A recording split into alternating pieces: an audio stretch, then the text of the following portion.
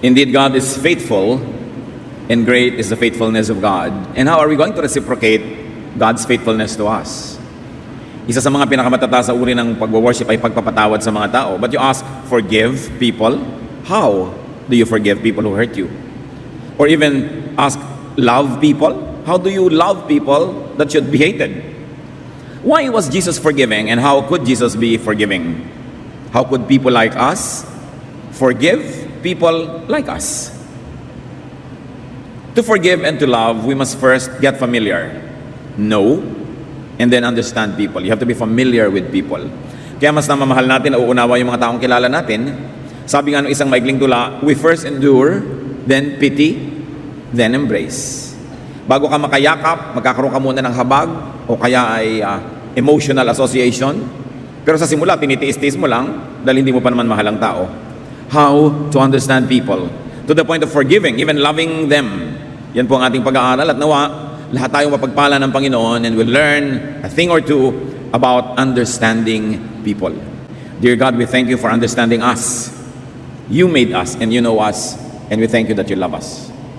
Turuan mo kami, Panginoon, na yung pag-ibig, pag-unawa mo sa amin, magawa rin namin sa aming kapwa. Right now, we ask you to be our speaker, enlighten us, ituwid mo kami, Panginoon, turuan, papagliwanagan ng isip, at patawarin mo kami sa aming mga kasalanan, sa mga kalikuan, mga kasamaan namin. Hugasan mo kami ng dugo ni Jesus, Panginoon. Cleanse us, and now enable us to see you, to hold your hand, to hear your voice. Be the speaker, Father. Use your servant only as your instrument, but you be the speaker. Bless us with your wisdom. In the name of Jesus, your Son, our Lord, our teacher and friend, we pray with thanksgiving. Amen. How to understand people? To understand people, first we must understand life itself. Because people live. And life is all about living. The business of life is to live, to exist, to survive, and if possible, to prevail. Yun po ang natural order of things. Genesis 1:1-12. In the beginning, God created the heavens and the earth. The earth was barren, with no form of life. God said, I command light to shine, and light started shining. God looked at the light, and saw that it was good. God said, I command the water under the sky to come together in one place, so there will be dry ground. And that's what happened. God named the dry ground land, and he named the water ocean. God looked at what he had done and saw that it was good. God said, I command the earth to produce all kinds of plants, including fruit trees and grain. And that's what happened. The earth produced all kinds of vegetation. God looked at what he had done and it was good. Nang nilikha ng Diyos ang mundo, unang nilagyan niya ng kaayusan ang lupa at ang tubig, pinaghiwalay, at ang una niyang nilikha mga halaman. Plants, of course, would need space, light, and water. Kaya nauna na yung lupa, yung liwanag at tubig. From then on, plants would compete for space, light, and water. And that is amoral. That's just the way life is. Walang masama, walang mabuti sa ginagawa ng mga halaman na pagpapaligsahan, pagpapataasan sa gubat para makakuha ng liwanag ng araw, pagpapalaliman ng ugat para makakuha ng mga yaman ng lupa, pagpapalawak ng mga sanga para walang tumubo sa ilalim niya, para wala siyang kakompetensya. Kung paano nagpapakatayog ang isang puno at ginangapangan naman siya ng baging, kinakapitan ng mga dapo para sila ay mabuhay, walang masama't mabuti. There is nothing moral or immoral about that. The issue of life is amoral. And we understand plants.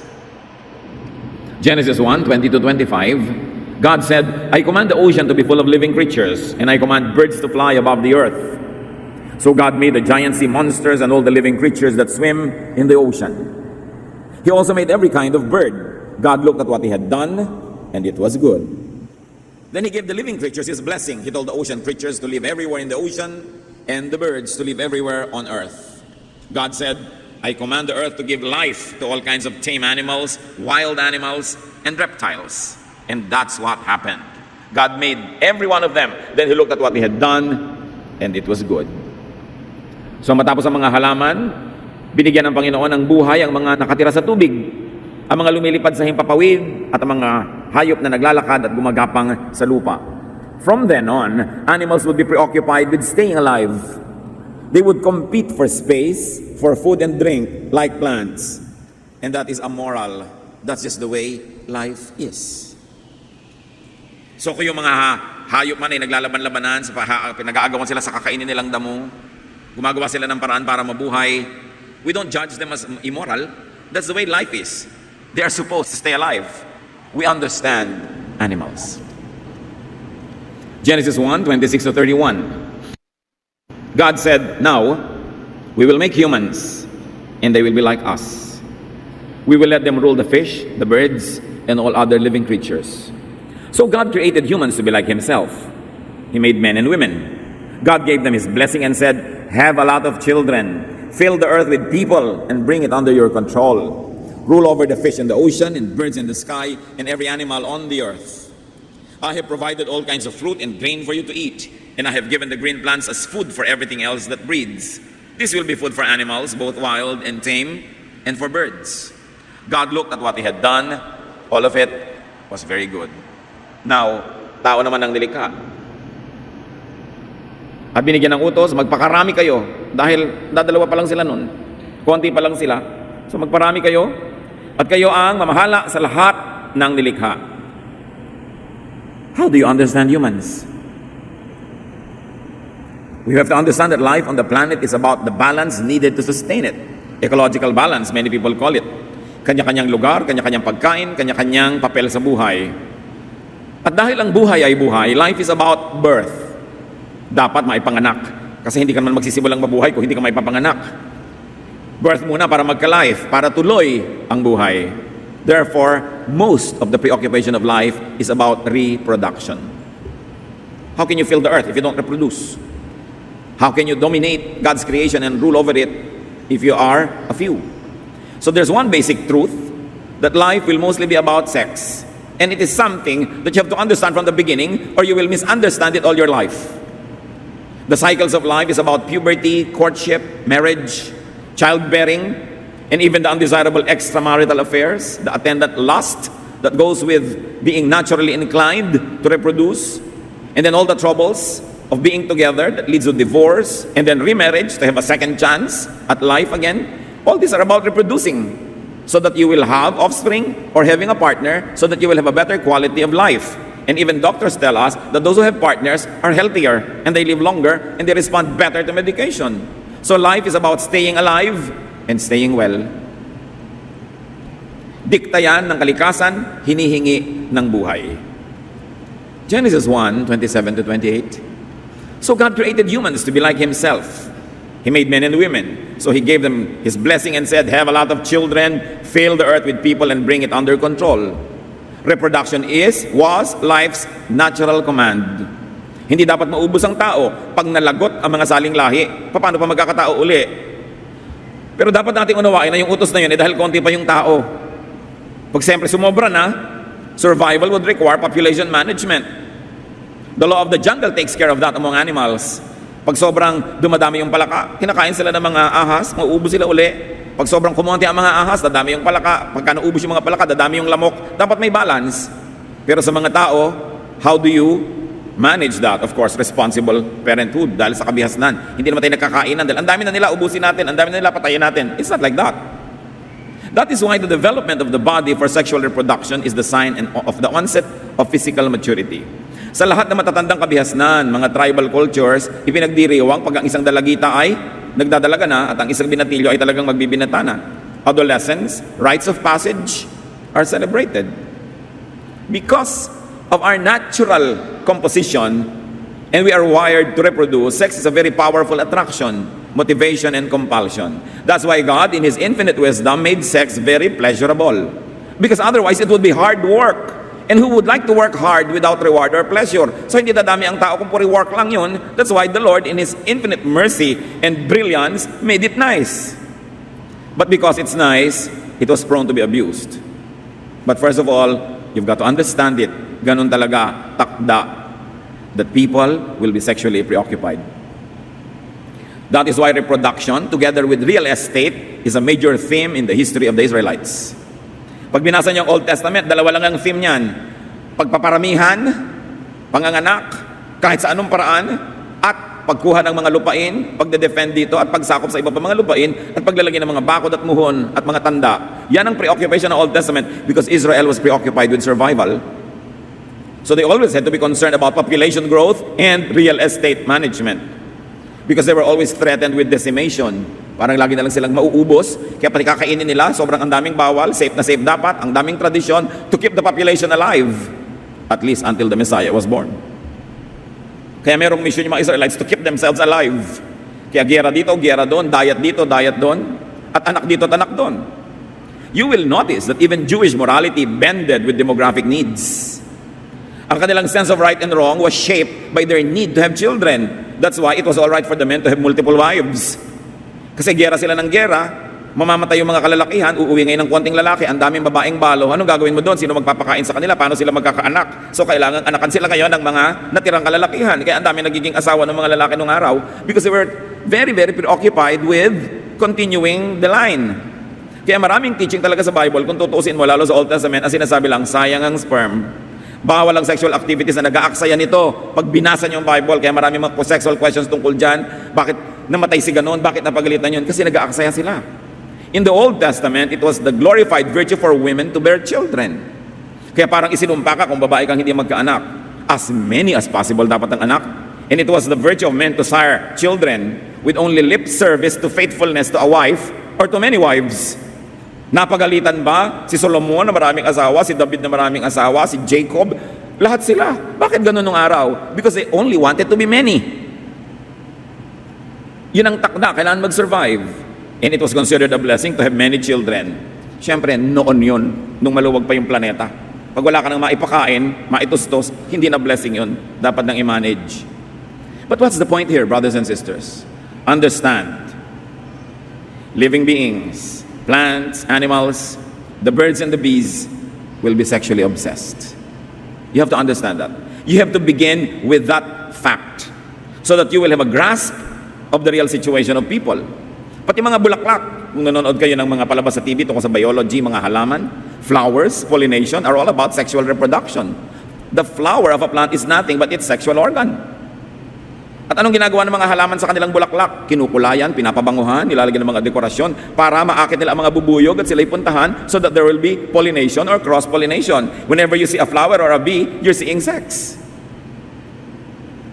And there's nothing immoral about it. Itinakda yun na dapat magkaganon.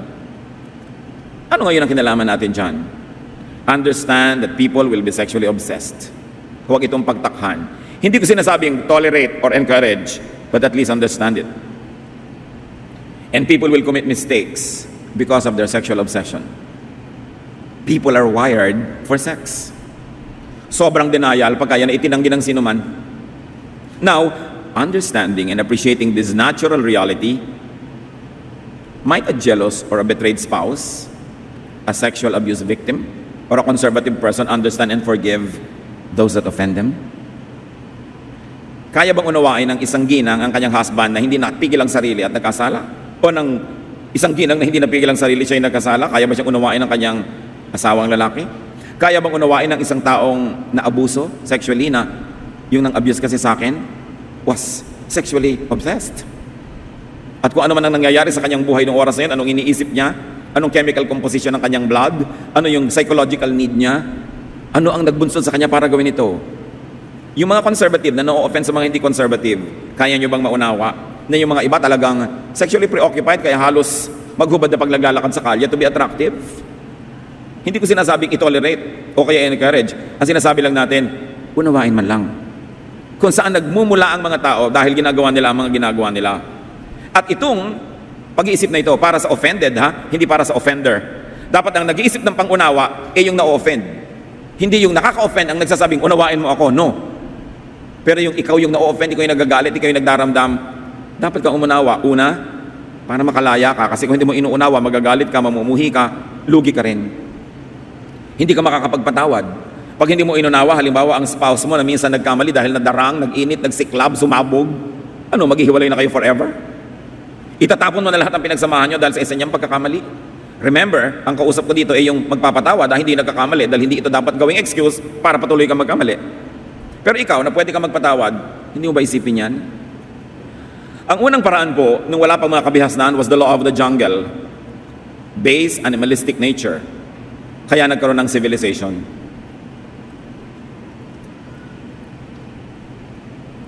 Ano ba ang sibilisasyon? Ano ba ang kabihasnan? Ang civilization dapat may law. May bawal at may parusa sa gagawa ng bawal. Bakit? Pag pinagsama-sama mo ang lahat ng tao na sexually preoccupied, pag pinagsama-sama mo ang lahat ng taong gustong kumain, gustong mag-survive, gustong manaig, ano mangyayari? Chaos, violence. We will trample on the human rights of others. Kaya nagkakaroon ng batas. Yun ang sibilisasyon. Survival of societies depend on order, especially with everyone's overlapping sexual and territorial interests. Bakit may mga taong kailangang magkaroon ng teritoryo katulad ng mga Israelites noon? Pag natutulog ka, ilalakad yung bakod niya papalaki, yung bakod mo lumiit ang lote mo. Kainan ng lote, agawan ng mana, agawan ng mga porsyento sa sales. Yan lang yun puro agawan because of the basic instinct of people to want to survive. And if possible, beyond survival, to prevail, to dominate. Tulad ng ginagapang ng baging yung halaman hanggang makuba yung halaman at baging na lang na buhay, which is considered amoral among plants. And because we are part of creation, meron tayong likas na gusto mong manaig, gusto mong lumamang, gusto mong ikaw yung makakain, gusto mong agawin yung asawa ng may asawa, kaya may batas. Kaya nagbigay ang Diyos ng batas, at kaya ang bawat sibilisasyon na may batas, sapagkat hindi pwedeng sundin ng tao lahat ang gusto niya. Dahil marami siyang gusto na hindi naman kanya at hindi dapat niyang makuha. Meron siyang mga gusto na lampas na sa dapat niyang matanggap. Pero ang tendency ng tao, because of this dictation of life to continue itself, we will tend to be selfish, greedy. We will tend to be immoral and bad. When uncontrolled, when unchecked, people will become beasts. Kaya may batas. There is morality. A concept of right versus wrong behavior, which from society to society changes. Dahil kung ano ang pangangailangan ng society na yon, anong tunay nilang kalagayan, anong reality nila, nag-a-adjust doon yung kung ano yung tama at mabuti sa kanila. May mga society sa limbawa na tama lang sa kanila na sunugin nila yung gubat, kasi kainginero pala sila. Pero sa mga environmentalists, hindi tama yon kasi ayaw naman nilang makalbo yung gubat. So nagkakaroon ng kani-kanyang mga pagpapalagay, kaya nagkakaroon ng isang batas sa pambansa para ang lahat doon magsasubmit kasi hindi pwedeng kanya-kanya.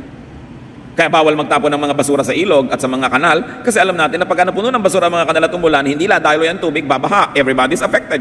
Kaya may batas. That's why there is desirable and undesirable behavior dictated by tradition. There are laws and legal punishments and they were developed. And more than that, God instituted religion. The arbiter of correctness and wrongness.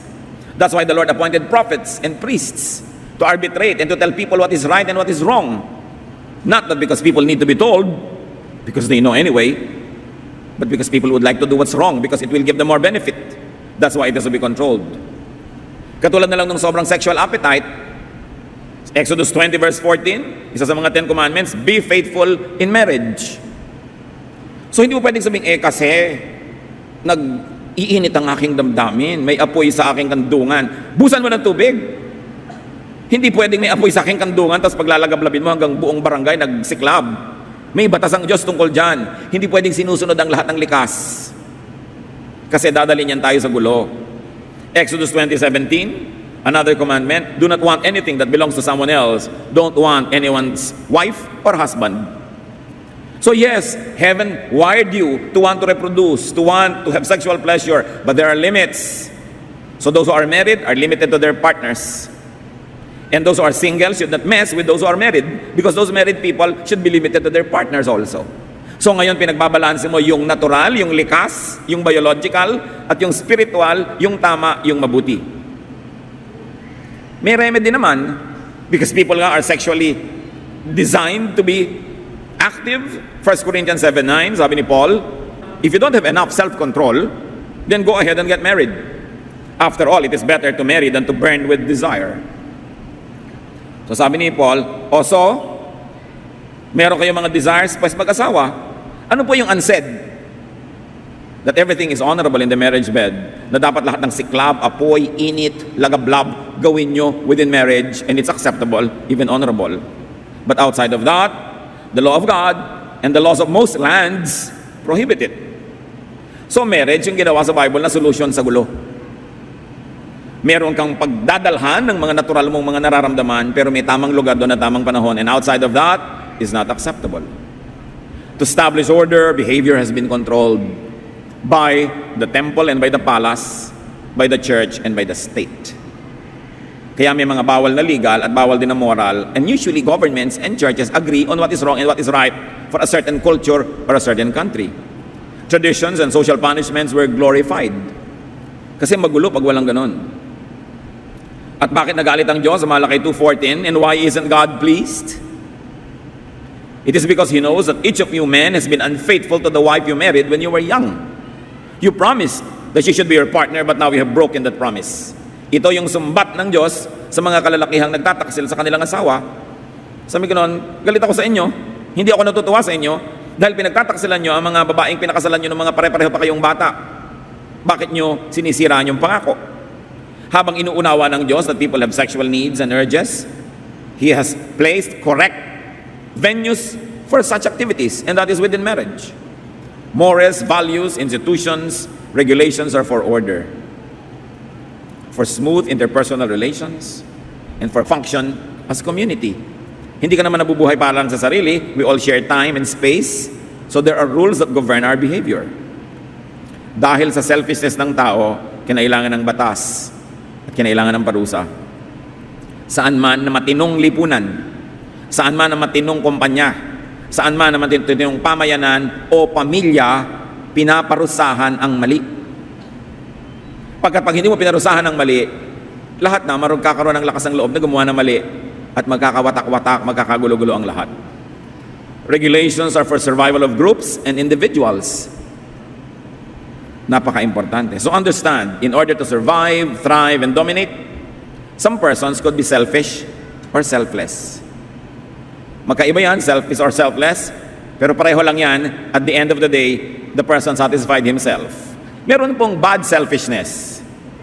Halimbawa, konti lang yung pagkain, may crisis, kakainin ko lahat, mamatay ka na lang dyan, selfishness yun pero bad. Ano yung good selfishness? Konti lang yung pagkain, sa'yo ko ipapakain, ako yung namatay, nabuhay ka. Pero sabi niyo, anong selfishness doon? Kasi sa pagbibigay ko sa'yo, sumaya ako. Sa katunayan, kung hindi kita bibigyan, lulungkot ako, so ibibigay ko na lang kahit ako yung mamatay. So there's still a tinge of selfishness in it, except that it is a good selfishness against the bad selfishness, parang good cholesterol against the bad cholesterol. Kahit yung mga hero, okay, nagpakabayani si Jose Rizal, niya niya ang sarili niyang mamatay para sa bayan, gusto rin niya. Handang-handa nga siya. So, yung selfishness niya, nakinabang tayong lahat, pero at the end of the day, nakinabang din siya. So, yung nanay na hinihiwa ng basag na bote yung kanyang dibdib para walang masusunggatas yung anak na dahil natabunan sila ng earthquake, para masusunod ang anak niya kahit dugo niya. Selflessness, di ba? Pero masaya din siyang ginagawa niya yon. So, meron ding benefit yung sarili niya, but it's a good selfishness. Persons could be very traditional or unconventional. Persons could be conservative or innovative, individualistic or groupist. In other words, iba-iba ang tao. Kuminsan hindi mo magugustuhan yung hindi mo katipo, pero isa lang naman ang gusto ng tao makamit niya yung gusto niyang makamit, magawa niya yung gusto niyang magawa, mangyari yung gusto niyang mangyari, magkakaiba lang ng approach. Some people think that they will survive by being individualistic. Some people think that survival is better when you're groupist. So magkakaiba yung attitude, pero survival pa rin ang layunin. Kanya-kanyang approach, style, pagsisikap mabuhay, at kuminsan pagsisikap manaig o magwagi. Sa contest, magagalit ka ba doon sa nanalo ng first prize? Samantalang pwede rin naman na ikaw yung nanalo, kaya lang hindi ikaw yung nanalo. So there is nothing immoral about winning because you all join it, except that some win and some don't. So hindi ka dapat nagagalit doon sa nanalo. Ganun talaga, siya yung nanalo. Understand people, kahit ikaw ang casualty. Iba-iba ang pinanggagalingan, pero isa lang ang pinupuntahan, survival or dominance. Understand others. Understand the un-you. Yung hindi ikaw, yung kabaligtaran mo, unawain mo. Understand your opposite. Understand even the competitor. Meron nga ako isang kausap, sabi ko, pambihira naman yung isang chain of companies. Puro sila na lang, lahat na lang sila. Ang dami-dami na nilang brand, sila na lang sila. Sabi naman itong isa, kasi magaling lang sila. Kung hindi naman sila magaling, yung ibang brand ang dadami ng dadami. Ganun lang talaga.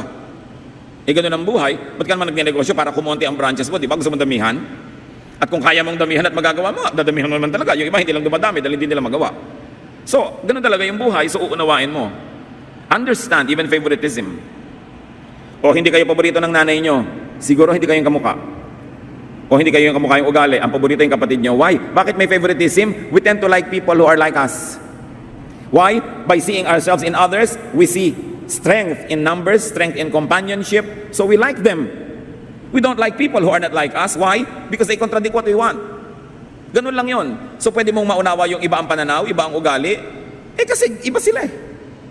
Tapos sasabihin mo, pambihira naman, inunahan ako ng babaeng yung sa silya. Naunahan ka lang, pero hindi ba possible naman na ikaw yung mauna? Ganun talaga yung buhay. You've got to understand even deception. For survival, sometimes for victory. Hindi ko sinasabing tolerate or encourage, but you've got to understand it. Yun nga Venus flytrap. Kala mo inosenteng halaman, yung pala dinedeceive niya yung mga insekto. Pag uminom sila doon, akala nila yung tubig, acido pala, madadigest sila. Yung may mga halaman na nagkukontrol, bulaklak, pag may dumapong insekto, bigla nilang lululunin. Nakikita niyo sa TV? Nature is full of it. Why? Because things have to eat. Ngayon, kung ikaw yung nakain, sorry ka na lang. Naging tanghalian ka ng pating, there's nothing immoral about that, no? Madalas naman, sila naman yung nakakain. Ganun talaga yung buhay. The early bird catches the worm, but the early worm gets caught. Paano naman mabubuhay yung mga ibon kung wala silang natukang mga uod? Sorry mo na lang kung ikaw yung uod today. Ngayon, nabubuhay. Ilang bilyong alamang nang nakain ninyo? Nabibilang ba yon? Ang dami nun. Ang dami-daming alamang na kailangan mamatay para lang may sausawan ka ng kare-kare? O ilang itlog ang hindi naging manok dahil gagawin yung breakfast? Ilang baka ang kailangan pumasok sa lata para may corned beef ka pag umaga? Which is not advisable kasi may preservatives. Pero ilang manok na ang naputi ang buhay dahil kailangan mo ng barbecue? Di ba ganun talaga? Siyempre yung manok pag hinahabol mo sa probinsya, hinahabol na lang yung manok kasi gusto nilang kainin. Siyempre yung manok lipad ng lipad. Magagalit ka ba dahil gusto niyang mabuhay? Pero magagalit ba yung manok dahil gusto naman ng taong may kainin bukas? Yun yung buhay. Pag inunawa natin ang ating kapwa-tao from that point of view, sa mo, pambihira naman yung pinsan ko na yan, inagawan kami ng mana, sa takot na siguro maghirap, sa gusto niyang manaig, dinesib ka, kaya may batas. At kaya dapat marunong ka para hindi ka ma-deceive. Dapat hindi ka nandadaya at hindi ka rin padadaya. Because life forms must live. And often, it is at the expense of other life forms. Sabi nga nung isang tao sa isang pelikula, the living eat the dead. The only reason why you are living now is because there's so many creatures who died because you wanted to eat them. Agawan. Kaya mo bang unawain ang agawan kahit ikaw yung nawalan? Ang taas nito mga kapatid ang pinag-uusapan natin. Kasi ang taas na ng spirito mo, pag naagawan ka na, naunawa mo pa yung agaw. At may mga taong ganon, na-snatchan, tapos napaupo, kanya kawawa naman. Sino ikaw? Hindi siya. Bakit naman kailangan pa niya mang-snatch? Maunawain. Naiintindihan niya kailangan mabuhay yung tao. Pero pag laging ang tingin mo sa kapwa ay kalaban mo dahil lang gusto niyang mabuhay, magagalit ka sa lahat ng kapwa mo tao kasi lahat ng kapwa mo tao gustong mabuhay. Magagalit ka doon sa na-promote sa office. Yan kasi sip-sip, na-promote tuloy. Kasi ganito. Siyempre, ikaw ba ayaw mo ma-promote? Ang salagay, wala siyang gagawin para hindi siya ma-promote. Natural lang yun. Kaya may the best person win. Ganun lang yun. Walang personalan. Now, use this to understand, not to seek to be understood. Do not use this as an excuse to be uncivilized.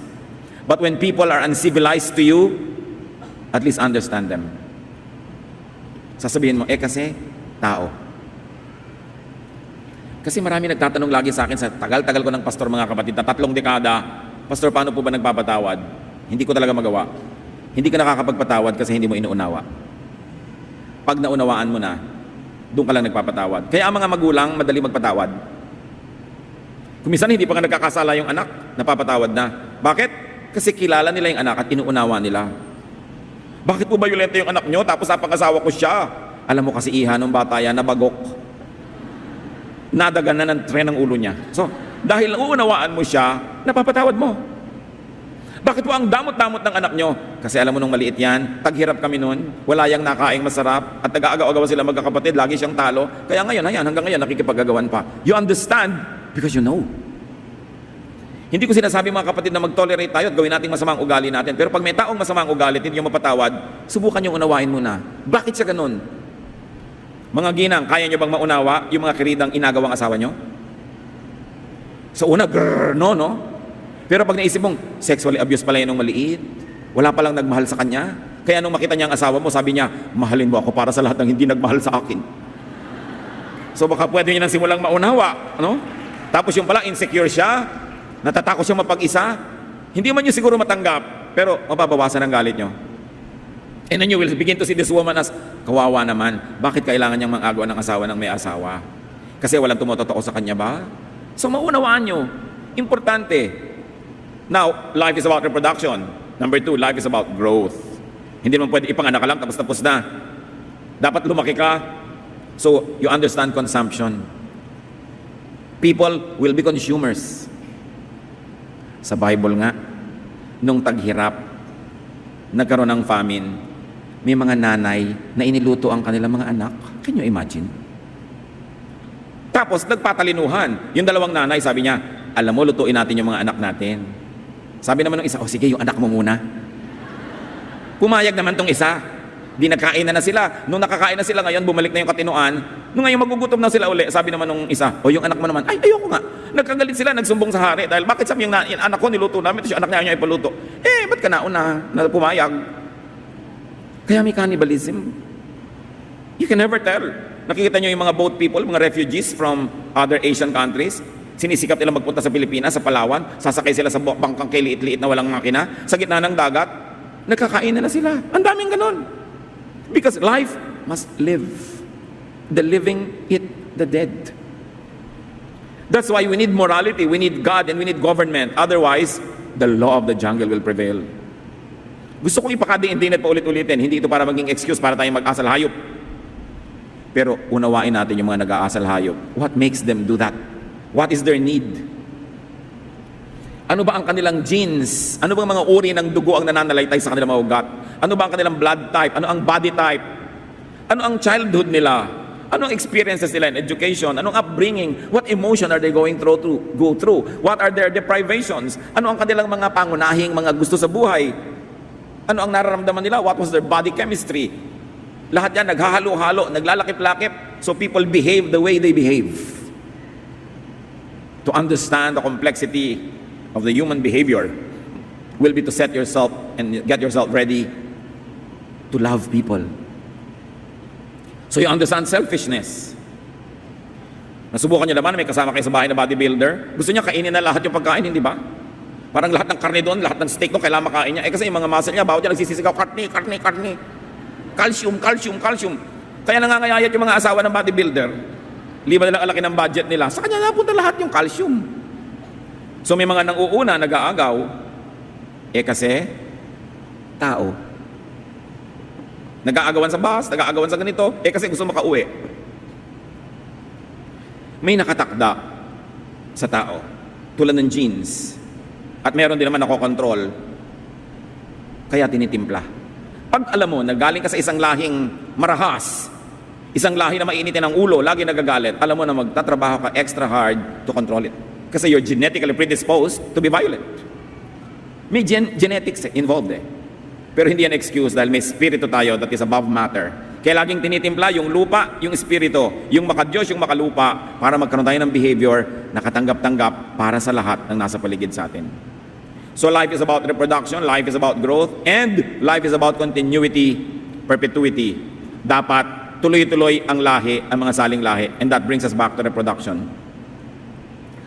Kaya yung sex na yan, isa sa napakalaking mga motivation sa mundo. Hindi yan matatapos, hindi yan mauubos. Live with it because it's there. You only have to put it under control. You have to put it under checks and balance, under the checks of decency, morality, correctness, but it will be there. You've got to understand it, that once in a while, people who work hard to check themselves will have lapses, will fall, will have errors. What do you do when that happens? Sasabihin mo, tao kasi. Ang nagsasabi nun yung na-offend, hindi yung offender. Reproduction, progeny, heritage, this is main. Kaya sobra tayong magmahal sa anak. Bakit mahal na mahal ng tao ang kanyang anak? Bakit kahit unggoy, mahal yung anak niya? Bakit kahit bibe, mahal yung anak niya? Yung manok, mahal yung kanyang mga inakay. Nagpasya ba yung manok na mamahalin niya yung inakay? Nagpasya ba yung bulate na mamahalin niya yung kanyang anak? Nagpasya ba yung mga pagong na poprotect nila yung kanilang mga itlog, tatabunan nila ng mga buhangin? No, nakatakda, inilagay doon ng Diyos. Mamahalin mo ang iyong anak. Bakit? Through your anak, mabubuhay ka forever in the sense that your genes will flow from generation to generation. There will be perpetuity. There will be eternity. Kaya likas ang pagmamahal sa anak. Napaka-abnormal na hindi mo mahal ang anak mo. Ngayon, mahal mong anak mo, gusto mo siya maging first honor. Mahal din ang kumare mo yung anak niya, gusto niya maging first honor. Naglalaban kayo ngayon. There is nothing immoral about it. May the better person win. Walang personalan, kung yung anak niya naging first honor, nagalit na kayo forever dahil natalo yung anak mo. Ganun talaga. Natural lang sa kanila, gusto nila siyempre manalo, alam nga namang hindi.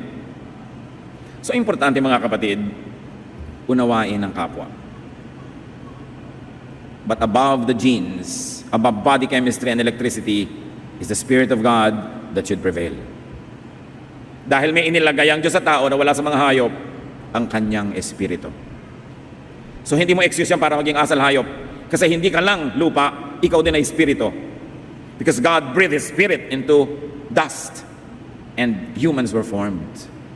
Pag nagkakaroon tayo ng pagtatalo, magpapakahayop ba ako, magpapakatao, kailangan ba bang pag-isipan yun? May choice tayo. Piliin natin magpakatao. Magpapakahamak ba ako o magpapakadakila? Piliin natin maging dakila. Isusuko ko ba ang lahat ng katwiran, lahat ng tama, para lang mapagbigyan ko yung gusto kong, ako makakain ng gusto kong kainin, ako manalo ng gusto kong mapanalunan, o magawa ko lahat ng mga sexual desire ko kahit kanino? Piliin natin na pigilin ang sarili. Dahil bunga ng espiritu ang pagpipigil sa sarili. Ang mga hayop hindi nagpipigil sa sarili. Ang mga aso nagsisex kahit sa plaza, kahit sa elevator o escalator. Pero hindi tayo hayop.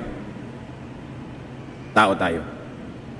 Dapat tayo ay pinamamahalaan ng decency, morality, nobility of character, because we should not offend the Spirit of God that resides in our bodies. Yun ang batas sa sarili. Ang batas mo sa iba, to understand, to forgive, and to love even those that offend and victimize us. To do that, we need to understand life, the composition, needs, and the point of view of the other person. You've got to look at life from the point of view of your opponent, from the point of view of your competitor. Again, we should never use these principles as excuses for our lack of civility and consideration. But we could use this to help us understand others. Especially if that other is your husband or parent or child or brother or sister or friend or neighbor. We could only use them to understand others. We could only use them to comfort ourselves and others, and to warn us against our own untamed animalism. Pag inaalala natin ang lahat na ito, para lang paalalahanan ang sarili natin na pag hindi natin sinupil ang ating sarili, magiging mga asal hayop tayo. So sinusupil mo yung sarili. May buffet, nauna ka doon sa pila, magpakatao ka, huwag mong kunin lahat. Kailangan may matira sa iba. Kumisan buffet pa lang, bagsak na para na tayong mga beasts. Para ka mauubusan. Alam niyo yung mga nauuna sa buffet, yung first 10 people, you've got to be very fast. Huwag niyong kunin lahat, bumalik na lang kayo. Kasi ang tagal maghintay. Pag hindi kayo yung kumukuha, tapos ito, ano nga ba gusto ko dito? Ay, ito nga ba? Ayun nga ba? Gusto ba nang itulak ang tagal-tagal? Nararamdaman naman niyo ba yan sa buffet? Ang arte-arte nung kumukuha, ganyan-ganyan pa, konti-konti, hindi lang isang sandok na malaki agad. We have to be considerate of others who are hungry. Alam niyo naman tao, pag nagugutom, nagiging hayop. Pag nabusog na ulit, bumabalik yung pagkatao. You see, body chemistry. So be generous and understanding of others. Be self-controlled and strict with yourself. 1 Peter 5:8. Be self-controlled and alert. Your enemy, the devil, prowls around like a roaring lion, looking for someone to devour. So understand your competitor, your opponent, your assailant, your aggressor, your offender. Gusto lang niyang mabuhay. Kung minsan kailangan niyang agawin sa iyo yung ikakabuhay niya, kaya bantayan mo. O magbigay ka na ng kusa para hindi ka na kailangang agawan. 1 Peter 4:8. Most important of all, you must sincerely love each other, because love wipes away many sins. Bakit nabubura ng pag-ibig ang mga maraming kasalanan ng iba? Kasi nauunawa mo, pagmahal mo. Nagpapatawad ka, at ganun ang pagpapatawad ng Diyos. Bakit tayo pinapatawad ng Diyos? Kasi naunawaan niya tayo. Psalm 103:13-14. Just as parents are kind to their children, the Lord is kind to all who worship Him, because He knows we are made of dust. Alam ng Diyos, may component tayo na lupa lang. He wants us to be excellent, to be nearly perfect, but He knows that we are made of dust. If He knows that and understands us and forgives us, Would you like to know that about the other person next to you so that you could also understand and forgive and possibly even love? God and parents forgive, accept, and love because they know, they understand. Shall we try to understand others? Shall we try to perhaps forgive and hopefully even love? Panginoong Diyos, salamat dahil maraming mga katuruan sa Biblia na pwede namin panghawakan. At pwede namin lampasan yung aming human nature because we have a spiritual nature. We can control ourselves and be civil and kind because there's the Spirit of you in us. And we can forgive and understand others because you are forgiving and understanding to us. Pagbulay-bulayan natin sa mandali ang ating mga pinag-aralan. At nais ko ngayon kayong hamunin, isipin nyo yung mga taong hindi nyo maunawaan, nagagalit kayo, nainis kayo, natalo kayo, naagawad kayo, nadaya kayo, nasaktan kayo. Think of them also as victims. Think of them as people who are only trying to survive, who are trying to get a piece of land or some amount of money or some fame, some honor, some pleasure, some recognition, even some affection. Think of the many people who offend and hurt you as victims too. Panginoon, turuan niyo po kami. Kung di man namin lubos na mayakap at mamahal yung mga taong galit kami, maunawa man lang namin. At sa pangunawa, makapagpatawad kami dahil ito ang iyong utos at ito rin ang paraan para mapatawad mo kami. Pagbulay-bulayan natin mga kapatid, how to understand others. Travel beyond yourself, beyond your selfish world, and try to extend understanding and compassion to people, even if they are your opponents. Lord, sa katahimikan po namin, payapain mo kami, pawiin mo ang aming mga galit, inis, palitan mo ng pangunawa. Let's be alone for a while with the Spirit of the Lord.